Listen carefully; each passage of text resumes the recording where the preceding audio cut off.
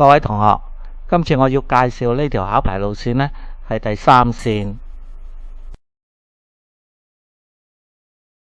嗱，咁我哋嘅考牌車呢，會喺正門出，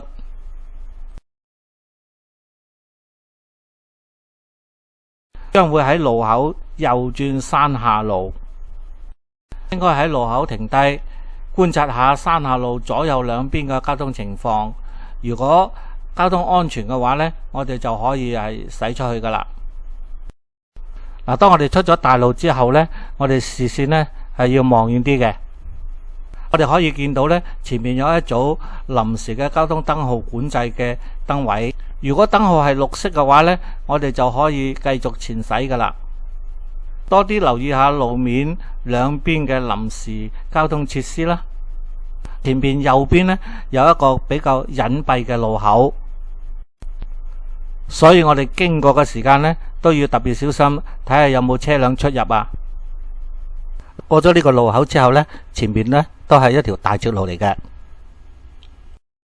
但係我哋都要留意下我哋個中鏡啊、兩邊嘅側鏡啊、兩邊嘅盲區啊，或者右邊個行人路啊，嗰個交通環境係點樣啊，都要多啲留意下噶。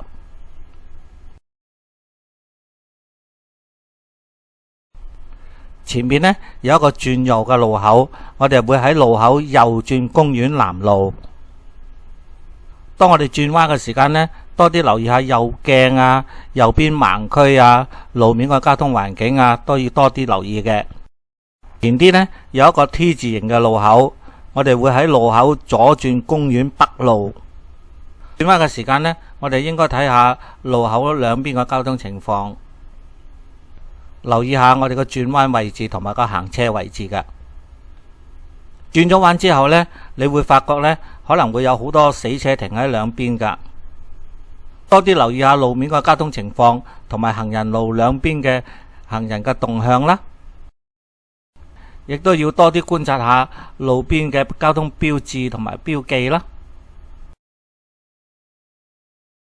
嗱，我哋睇到啦，前面呢係一條比較長嘅右彎路。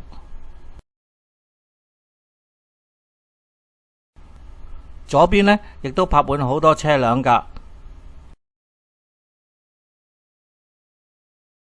所以我哋特別要留意下有冇行人呢喺佢哋嘅盲區走出嚟呢係橫過馬路噶，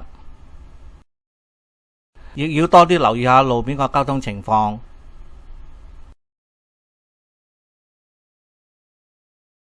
嗱，我哋亦都係見到左邊呢有好多比較大型嘅車輛停泊喺度噶。亦要留意下呢，有冇行人呢喺佢哋嘅附近呢係走動。前面呢有一條行人過路線，多啲留意行人嘅動向啊。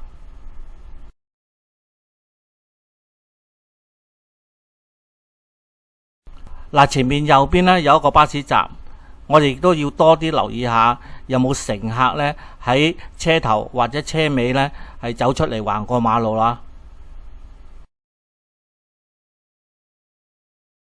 多啲睇清楚個路面交通環境。前面呢有一個 T 字形嘅路口，我哋將會喺路口呢右轉公園南路。嗱，出路口之前呢，我哋必須要留意下左右兩邊嘅交通環境，安全情況下先可以駛出噶。都要留意下自己嘅行車位置同埋個轉彎位置噶。再前少少呢，有一個交通燈號管制嘅路口，我哋會喺路口左轉欖口村路。當轉彎嘅時間呢，我哋亦都要多啲留意下自己嘅左邊鏡啊、左邊盲區啊，甚至乎兩邊嘅交通環境啊，都要留意下噶。嗱，轉咗彎之後呢，我哋個視線呢應該要望遠少少啦。前邊呢有兩個迴旋處。我哋會喺第一個迴旋處呢係直駛噶。嗱，入迴旋處之前呢，我哋必須要睇睇右邊嗰個交通環境。入咗迴旋處之後呢，我哋亦要多啲留意下左邊個交通環境啊。離開迴旋處之後呢，交通環境可能會比較複雜啲噶。啲留意下路面兩邊停泊嘅車輛嘅動向係點樣。多啲觀察下自己個駕駛鏡同埋個盲區。前邊呢有一條斑馬線，留意下行人嘅動向啊。邊行人路上嘅行人呢，亦要多啲留意下佢哋嘅動向，睇下點樣噶。如果要超越路邊嘅死車呢，必須要睇下前邊個交通環境，安全嘅時間呢，先可以駛出去噶。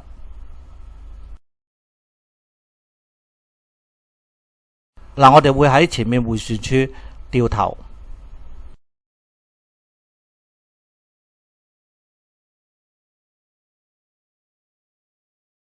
喺迴旋處掉咗頭之後呢，會返入欖口村路。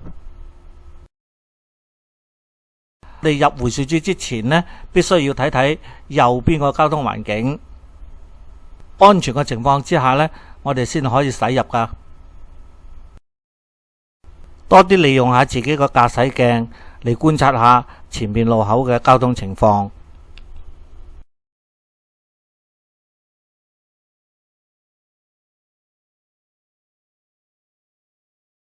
離開咗迴旋處之後呢，前邊交通環境呢都係比較複雜噶，所以要小心駕駛啦。多啲留意下路面嘅交通情況，必要時呢要做出適當嘅反應同埋操作噶。多啲留意下路面兩邊嘅交通環境。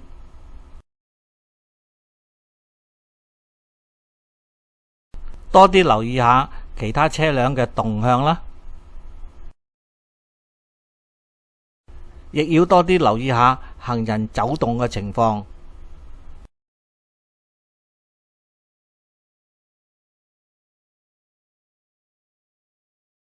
我哋喺呢啲咁複雜嘅環境揸車呢，有時呢都要耐心啲等候㗎。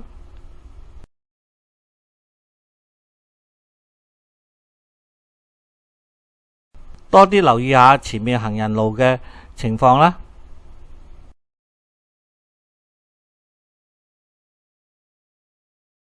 路面嘅交通情況呢，我哋亦要多啲兼顧下㗎。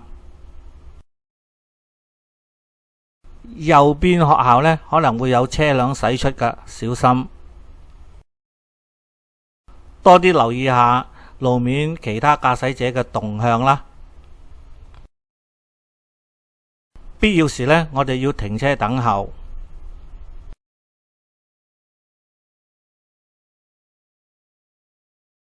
駛經路邊嘅死車嘅時間呢，我哋亦都要特別留意下，睇下有冇行人呢係走出嚟㗎。我哋會喺前面迴旋處呢右轉18鄉路。入迴旋處之前呢，我哋必須要睇下右邊個交通環境，亦要留意下左邊路口嘅交通情況。嗱，離開咗迴旋處之後呢，前邊係有一條交通燈號管制嘅過路線，小心有行人橫過馬路啊！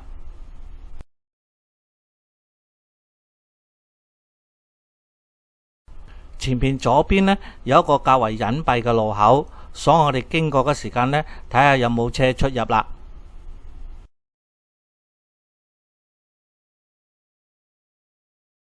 之後呢，我哋亦都要留意下行人路線嘅情況啦。前啲呢有一個 T 字形嘅路口，路中間呢亦畫有一個黃格仔嘅交通標記，表示呢交通無阻先就可以駛入㗎。我哋喺路口左轉入元朗體育路，多啲留意下自己個鏡同埋盲區。行前少少呢有一個交通燈號管制嘅路口，我哋會喺路口呢左轉呢個馬田路。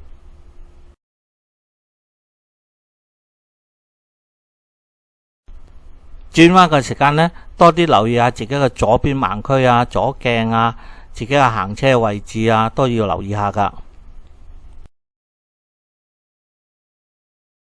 轉咗入馬田路之後呢，兩邊呢有好多停車場嘅出入口，我哋所以小心呢有冇車出入啦。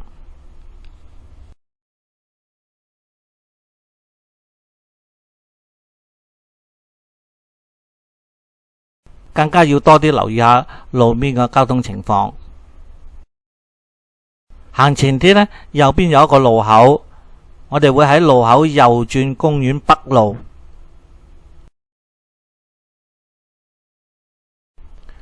亦都係啦，多啲留意下自己嘅行車位置同埋個轉彎位置。轉咗彎之後呢，有多條行人過路線，我哋亦都要留意下行人嘅動向啊。路面兩邊呢，亦會有好多死車停泊，留意下有冇行人呢從佢哋嘅盲區呢走出嚟橫過馬路噶。留意下巴士站附近呢，有冇乘客走出嚟，或者呢有冇乘客呢喺路面呢係橫過馬路。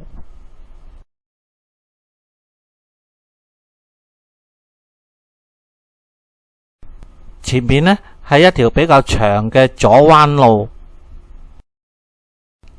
所以要多啲留意下轉咗彎之後嘅交通情況。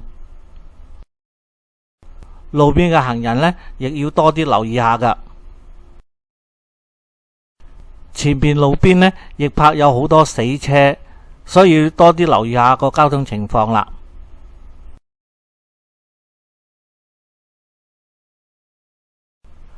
特別要留意下呢，有冇行人呢喺佢哋嘅盲區走出嚟呢橫過馬路。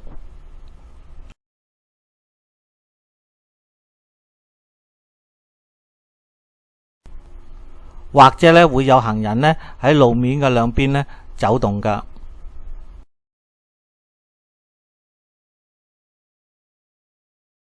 所以要多啲望鏡同埋個盲區，留意下路面嘅交通環境。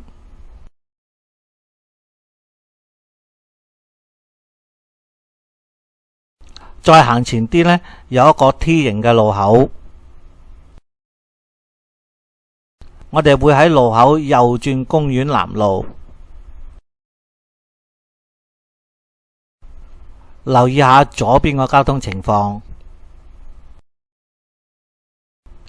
交通安全就可以右轉公園南路，再喺公園南路呢左轉山下路。多啲留意下路口嘅交通環境啊！確定安全之後呢，先可以駛出噶。轉咗彎之後呢，係一條大直路，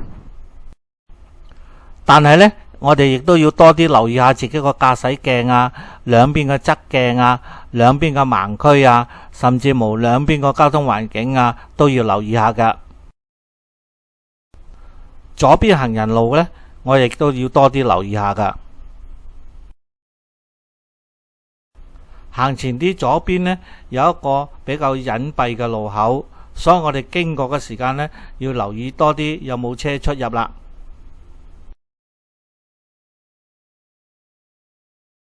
前面呢，裝有一個臨時交通燈號管制嘅燈位，路面呢，亦畫有一個黃格嘅交通標記，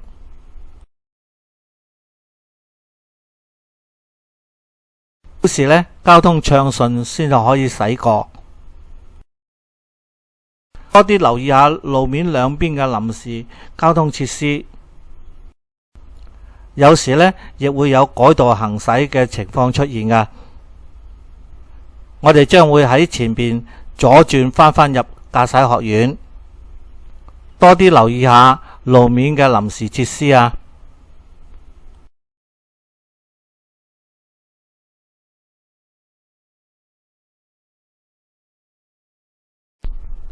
好，左轉返入駕駛學院。